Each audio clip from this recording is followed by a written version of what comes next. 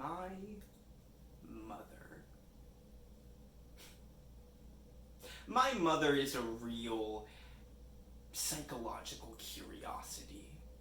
I mean, undoubtedly talented, intelligent, capable of crying her eyes out over a book. I mean, she can rattle off the whole of Nekrasov by heart, or look after the sick like an angel. But just try praising Dusa in front of her. She's the only one that you can praise. She is the only one that you can write about. You have to foam at the mouth at her. You have to rave about her astonishing performance in Camille or the ecstasy of life. But since there's no supply of this particular drug out here in the country, she gets bored and irritable, and we're all her enemies. It's all our fault.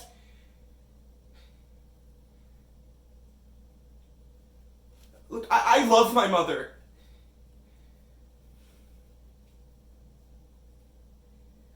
I love her very much. But her life is futile. She smokes and drinks and spends all of her time fretting over that writer she lives with. Her name is never out of the papers, and I'm fed up with it.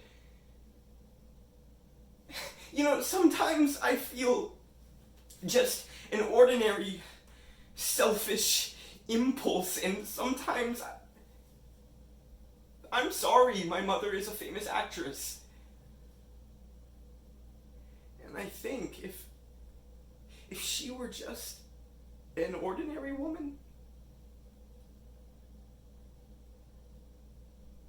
I could be happy.